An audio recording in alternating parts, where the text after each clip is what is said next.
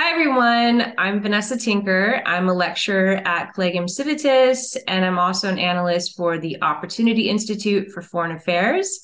And today I have with me our guest and who I'll be interviewing, Jaganneth Panda. I hope I'm pronouncing that correctly. Who is the head of Stockholm Center for South Asian and Indo-Pacific Affairs, as well as he's the editor. He is a senior expert on China, East Asia, the Indo-Pacific affairs, with a research focus primarily on India's relations with Indo-Pacific powers, China, Japan, Korea, and USA, to be specific, China-India relations, EU infrastructure, connectivity, maritime initiatives in Indo-Pacific. Good morning. And thank you again for taking time to meet with me today. Good morning, Vanessa. Pleasure to be here. Thank you very much for your invitation. And I look forward to hearing about your current research and your involvement with the Foresees initiative. So I will begin with my first question. I would like to discuss your current research, specifically on China-India relations and the effects of the Russian-Ukrainian war on them. Well, I think, first of all, I'm fortunate to be with the 3C initiative, roundtables and conferences, which they are running for some time. And I think I was a participant last year. So this is an interesting conference, which, the Opportunity Foreign Policy Institute is involved with. And I think, as I could see, the 3C initiatives is there since 2015. And some 12 countries located in the Baltic, in the Adriatic, and the Black Sea, they are a part of these initiatives. So that's an interesting thing, and the kind of politics that is emerging in the Eurozone today, particularly involving the Central and the Eastern European countries. So I'm sure there will be a lot of attention and attraction towards the 3C initiatives, particularly when it involves 12 countries, Estonia, Latvia, Lithuania, Poland, Slovakia, Romania, Bulgaria, Hungary, Croatia, Slovenia, Austria, Czech Republic, and these are actually influential countries in some ways in the European politics today.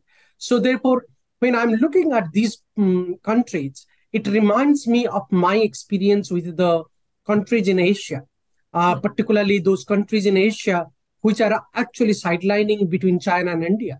In fact, there are a range of countries in Southeast Asia, range of countries in South Asia, they're very much getting aligned with China because China is a stronger economic actor. Similarly, there are a range of countries in Southeast Asia, India, and in the Indo-Pacific regions today. They are looking at India more as a rising powers for the next century or so. So I think the world politics is getting divided. And within that division, I think there are 2-3 key messages that we need to really figure it out and probably share with our viewers. One is that I think even though we are seeing a superpower rivalry, on the one hand, Sino-US rivalry, and there is a return of the old rivalry and the launch of this war, the Russian attack on Ukraine. There are also classical rivalry like China-India rivalry. But within these major power politics or classical rivalries, what we are seeing that the world politics is becoming much more multipolar. There are rising powers, there are smaller economies, there are rising economies who are becoming much more powerful. And therefore, I think in that context, if we look at the 12 countries in the 3C initiatives, they have a lot to say to the world politics today. And they have a lot to share when it comes to the, securitizing the Eurozone. And their views, their concerns should be heard by the world community. The other point I would like to mention is that I think within this multipolar trend, there is a multipolarity taking place. There are different configurations are taking place. We are seeing the rise of unilateral initiatives. This is there involving China. This is there involving India. This is there involving the Indo-Pacific powers with the lead of US. Similarly, here in the 3C initiatives, we are seeing that most of these Central and Eastern European countries, they are coming together to form a unilateral groupings to make their concern public. And I think that's a genuine concern. The world community should be interested in this 3C initiative. Now, do you also see, though, in particular, Russia and China have become a lot closer with this ongoing war in Ukraine? And do you see, because before, obviously, India and Russia as well were quite close. But as we see China and Russia becoming even closer and more friendly towards each other, do you see India now kind of re-strategizing its relationship with Russia and actually now maybe leaning more towards Western allies or Europe, whether it's Central Eastern European countries, but as you talked about with Asia, with the Pacific countries? Do you see kind of just a geopolitical kind of, you talked about kind of the regroupings and the strategies changing. Do you see, though, India kind of shifting its role or its kind of strategy? Well, I think we need to understand a few fundamentals about the Sino-Russia relations before coming to the India part. Mm-hmm. I think when it comes to the Sino-Russia relations, I think there were always limitations in these partnerships. So even though last year in 2022, there was a joint statement came from China and Russia that they are building a no-limit partnership. They are moving ahead with a no-limit partnership. But I think if we talk about China's relations with Russia, there are structural limitations in these partnerships. One, I think the big structural constraint or limitations in this partnership is that I think Russia wants, for its own benefit in world affairs, Russia wants a multipolar Eurasia, whereas China does not really want a multipolar Eurasia. China wants a unipolar Eurasia with the lead of China. So therefore, when we're talking about China-Russia relationship, there are structural limitations attached to it. Now, what are those practical limitations? There are a number of practical limitations. For example, the Chinese wants to capture the Central Asian market, and the Russians are hesitant to completely concede to the Chinese the Central Asian or the Eurasian market. So I think that is another fundamental difference between them. If we talk about Southeast Asia or the Indo-Pacific regions, China wants to emerge as the greater power in the regions of Southeast Asia as well as the Indo-Pacific. And China does not want Russia to come there. Rather, China wants Russia to be limited on China when it comes to Southeast Asia and Indo-Pacific. And I think that's another structural limitations and practical limitations in their partnership. So that narrative seems to be changing today to some extent. So coming back to your question, I think, yes, the China-Russia relationship is gaining ground. It is getting strengthened, and this war is definitely bringing them together. But at the same time, what this war is doing to the Sino-Russian partnership, it is actually making China the strong partner and Russia the weaker partner. So the Russian economy is going to struggle, and the Russian economy will be overtly dependent on the Chinese economy in times to come. And I think that is what the last 1 year narrative is emerging out to be.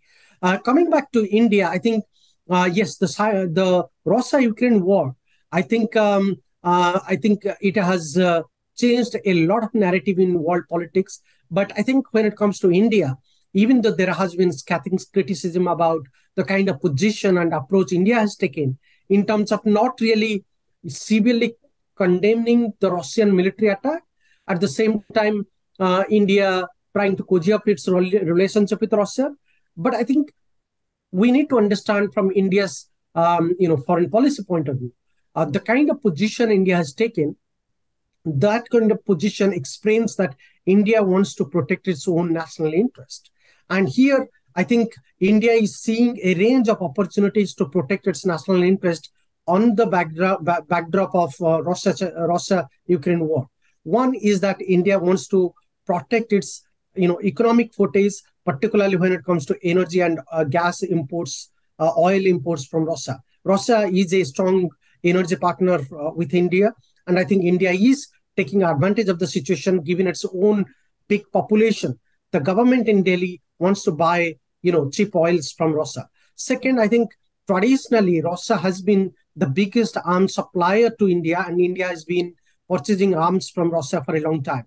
even though in recent years there has been a diversification of the arms imports and arms procurement process in India, but Russia is still the biggest arms supplier to India, and India purchases big amounts of arms from Russia. So I think for all of these fundamental reasons, India would like to stay and continue with Russia, but that does not imply that India's position is against Ukraine. In fact, if you see, since the outbreak of the war, India has taken a principled position in terms of, officially condemning the war, and also,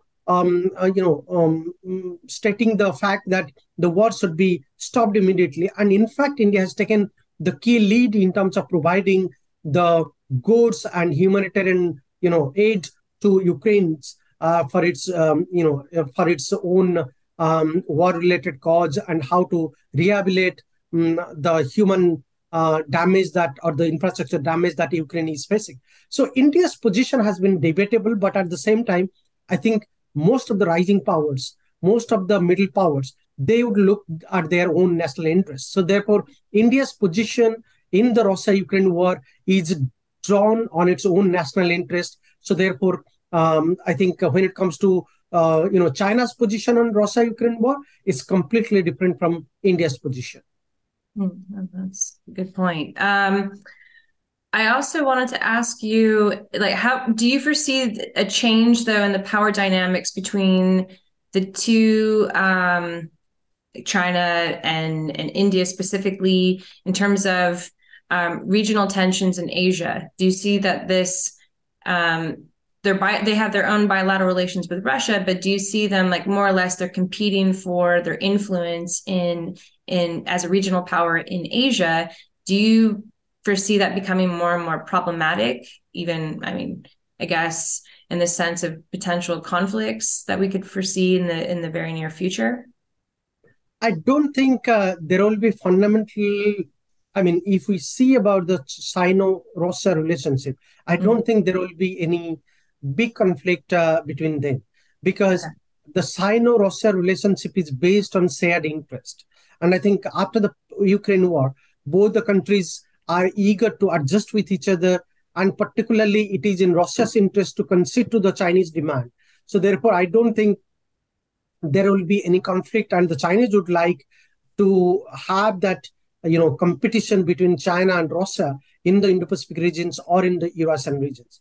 But when it comes to China and India, I think these are the two major powers in Asia today.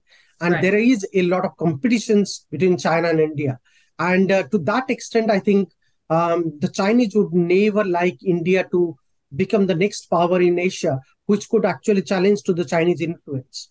And the kind of foreign policy overtures we are seeing in Indian foreign policy and diplomacy today, India cozying up with the US, India strengthening partnership with Japan, with Australia, particularly with the Quad countries, and including some of the other Indo-Pacific countries, for example, with the United Kingdom. I think the Chinese are definitely furthered by India's diplomacy, active foreign policy, and this is where the real competition is going to happen. So we could see China-India relations getting much more intensified, much more problematic. There will be severe rivalry emerging between China and India. And I think within that rivalry, Russia would like to position itself to take advantage of the situation. But I don't think there would be a rivalry between China and Russia per se, which will emerge, which will actually facilitate the US interest or other powers' interest, including India's interest. So the Chinese would never want a rivalry to come up with Russia. Right. Okay. And then finally, because I, again, don't want to take up so much of your time, but considering, again, how close Russia, how much closer the Russian-Ukrainian war has brought together Russia and China, do you anticipate, sorry, I was on the wrong question. What does the change in power dynamics mean for the Three Seas region? Well, I think there are enormous implications for 3C initiatives. One, I think, as I mentioned earlier, the world is becoming much more multipolar. And within that multipolar structure, there are multipolarity power structures are emerging, and we need to take a stock of that. So it's not only about US-China rivalry or major power rivals. Within that rivalry, there are so more multiple power centers are there. So I think the 3C initiatives is a very good example how countries, those are emerging economies or middle-ranked economies or lower-ranked economies, should come together to protect their national interest. And I think we are living in a polycentric and multipolar world. And in that context, the 3C initiatives is a welcome initiative for the 12 countries, particularly countries like Estonia, Latvia, Lithuania, Poland, who are actually concerned by Russia's activism in the regions. And also to some extent, the China's emergence as a power. The other inferences I could see is that I think the 3C initiatives, of course, in a way strengthen the collective security that EU or Eurozone is talking about it for a long time. I think there has been a debate between collective security and cooperative security.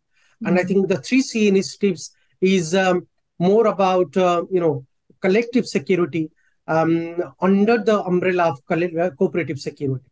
And I think under these 3C initiatives, the 12 countries for the first time are talking about how the C initiatives should bring them together, because there is a common enemy, there is a common aim, and there are common interests involved in it, which needs to be preserved. And therefore, this is a very much welcome initiatives when we talk about the 12 countries coming together. The third aspect that we need to also talk about, that the 3C initiatives is such an initiatives which should not really look at only the big European countries to be involved and support their initiative. I think there are range of Asian countries like Japan, South Korea, India, who are emerging as greater actors in Europe today. So I think 3C initiatives would benefit in terms of inviting these external powers from Asia who believes in collective security, who believes in rule of law, rules-based order, and strengthening the democratic ideas in world politics. And I think the 3C initiative would be benefited if countries like India, Japan, South Korea, including Australia, they can be a part of this initiative to support the initiatives. And I think there are enormous implications for the 3C initiatives in this given time. Yeah, actually, that's exactly what I wanted to get to, was that I see kind of more Europe in general, but also essentially in Eastern Europe, that they're kind of more backing away from collaborating with China as closely as they had before, and that this really kind of leaves open this kind of gap that other, as you said, external actors in Asia, and specifically that could be India, Japan, Korea, that could step in and kind of to diversify as well the partnerships, and as you said, like-minded interest, and that the 3Cs initiative provides actually a platform to expand that and to really develop that. So that's a really interesting point that you've raised. Well, that is really all I have time for today, and thank you so much for again agreeing to meet with me, and I'm really looking forward to seeing you here in Warsaw in the upcoming conference. That's just in a couple of days or weeks now. So looking forward to that, and I'll see you in Warsaw. Yeah, thank you very much. Pleasure talking to you, Vanessa, and hope to see you in Warsaw soon. Absolutely.